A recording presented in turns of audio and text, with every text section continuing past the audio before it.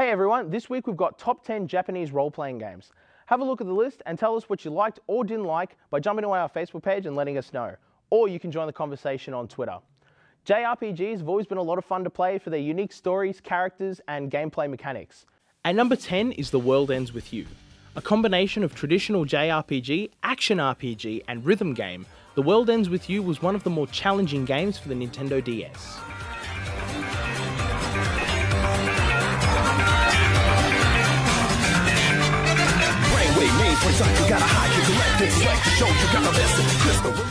At number 9 is Fire Emblem.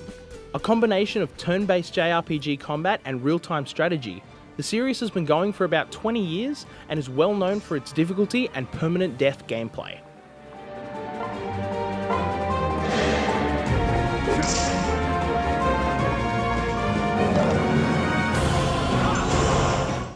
At number 8 is Phantasy Star. The sci-fi series began as a single-player RPG on the Sega Master System in 1987 and has since grown into an MMO series.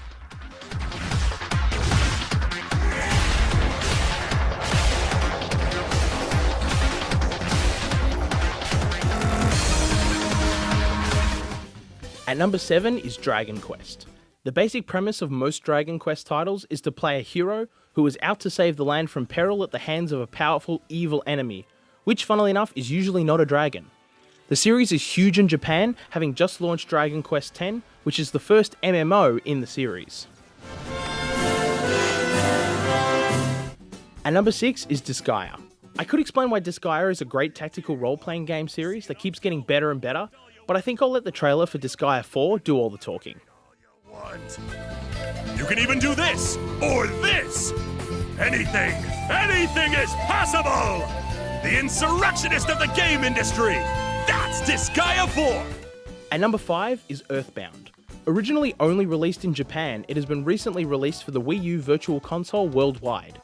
It is a cult classic of JRPGs, despite not being officially released in English until last year.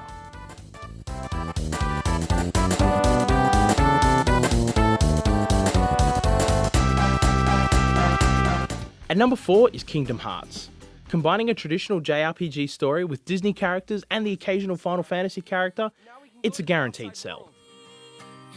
Proceed, Sora, to lose and claim anew. The Heartless have great fear of the Keyblade. That's why they'll keep coming after you, no matter what. When you're asleep. At number 3 is Persona. A classic in JRPG storytelling, the games center around a group of students whom, like anyone, are just trying to survive high school. And on top of that, then have to battle demons when they should be studying. The manliest of all men! Come on down! Nobody touches his precious Nanako! The sister complex kingpin of steel, Yu Narukami! At number 2 is Pokemon. I started playing Pokemon when I was 5 and I haven't stopped since. We've all got our stories of awesome moments we've had with the series, and its continued popularity will ensure more awesome moments for years to come.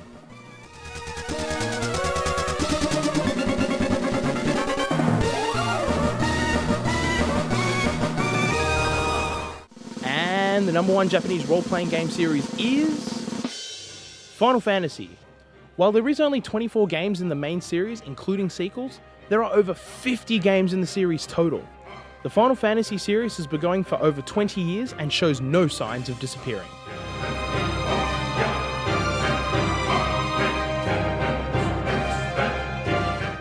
And that was a top 10. Liz, I know you're a big Fire Emblem fan, as am I. Let me tell you about Fire Emblem. Oh my gosh, so it's got my boyfriend, Prince Crom in it. At least Awakening Stars, I don't know about the other one. Yes, that's why it's my favorite game ever. It's basically fan fiction, the game. I'm down with that. All right, and Vince, Final Fantasy is kind of a hard, that's why we did series in this, so your favorite Final Fantasy is? Number 7. Yes, whereas mine is 8. Yeah? So we're kind of like, Thank you. We're mortal enemies here, I think. No, because we all appreciate it, but 7's just better. Nah. No, I'm sorry, I definitely agree that 8 is a superior one. Kingdom Hearts, woo! Actually, I played Final Fantasy 13-3 Lightning Returns at TGS, and I'm really, really excited for that. I'm a big fan of the 13 saga, I guess. Have you guys played 13 at all? I played 10, and then I thought that was alright, and then 11 was completely different because it was online, and I love that, but after that, I just, nah. Nope. Yeah, well, it started at a low point and it's only really been getting up and up. So. Started at the bottom, now it's here. Yeah, you could say that. Oh, yeah. Get out. I don't have to do much explaining about it, so. All right, so now we're going to go our coverage of the Global Game Jam.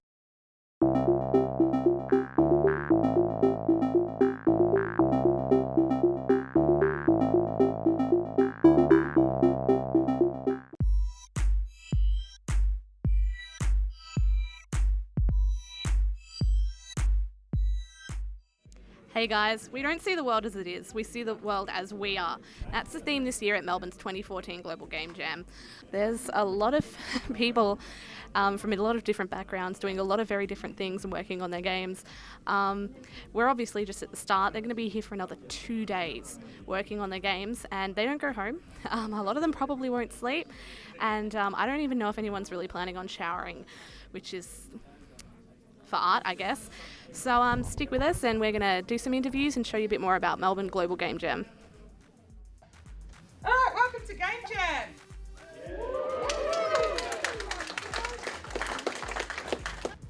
Every year, loads of really fantastic games come out of the Global Game Jam. But quite a few of them are variations on old games or familiar genres. There's nothing wrong with that, but if you accept my challenge, you'll be agreeing to take a risk this weekend by trying to create what we call an experimental game. As designers and creators, we have a natural tendency to emulate and mimic others. Always surrounded by impressive technology, games, and trends, how can we not be? And so when you look at this game jam, and whatever that theme is, think about what the theme might make you feel, and see if you can make a game that makes you feel that way.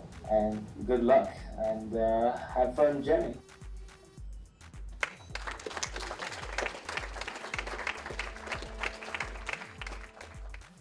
Idea ball, yeah. Yeah, so we would throw a ball to people in a circle. We'd stand in a circle and throw a ball. The person who catches it has to put out an idea for a game. And once they do that, they throw it to someone else, and it keeps going until we kind of are depleted of ideas. Or like, it's a great way of forcing ideas out as well. Now, Giselle is the IGDA coordinator as well as a member of the executive committee. Is that right? For Global Game Jam, yeah. So I've been involved globally getting all of this stuff together so that we now have 489 sites across 73 countries. Have you guys had a good brainstorm yet about the game, or have you come up with any concepts to fit the theme, or? Yeah, we've started on a few things. There's actually quite a lot jumping around, I guess, mainly based on not just the theme, but also the diversifiers we've got going. So there's just a million ideas floating around in the air. We're just trying to pull out the ones that work for us. Trying our hardest to work cats in somewhere, but I don't think it's really going to work. I think in 4 years we had 70 the first year. We had 100 the second year, 130 last year, and we're up to 157 this year because that's all we could squeeze in. Let's talk about some ideas. So what's going through your mind right now? Like have you got any ideas so far, or are you just thinking of just drawing a blank? Well, so far I've discussed with my only team member. This is the first time I'll be going with a solo two-person team.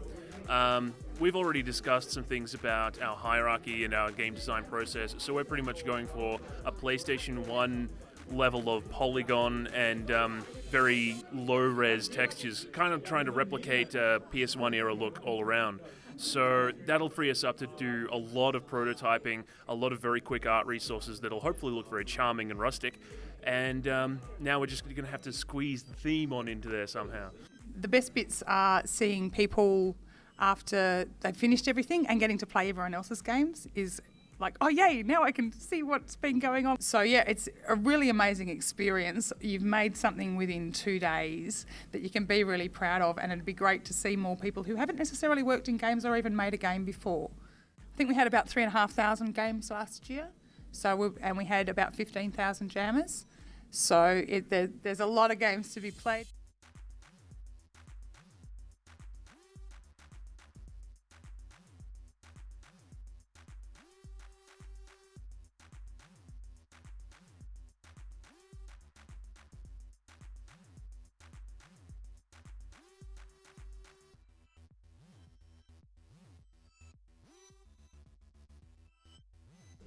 So it's been 48 hours later, in case you can't really tell, and we've just come back to Melbourne Global Game Jam 2014 to see how everyone's going.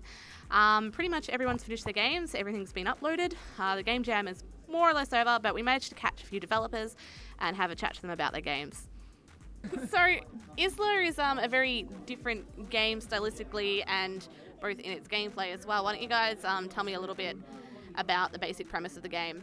The premise of the game is you are on a quest to find one of your, I guess, countrymen who's stranded on this island, and to bring it back to your boat. And it was designed around the idea that you and the countrymen see the island from different perspectives. The creatures that are the players within the game will refuse to go into certain areas, and you can look at yourself through the eyes of the other, so as to see the areas that it doesn't like and how it perceives the world to find the way home, basically. So why don't you guys tell us a bit about Nightlight? Like, what's the basic premise of the game? Nightlight is the story about a child who wants to be not little anymore, older. In the darkness, the child sees monsters, so you have to get through your house without being too scared. So making a game in 48 hours, obviously very different to doing it in, say, 3 weeks or 3 years or 3 decades in the case of Duke Nukem. What's the hardest part about that? Needing to sleep and eat. There's just not enough time to step away from the desk. Or over-scoping your game, so you try and pack too much in, you don't have enough time to do it. That's it for Melbourne Global Game Jam 2014. We'll be back for it next year. However, if you want to check out some of the games in the meantime that these very sleep-deprived developers have created, you can check out the games at the link below.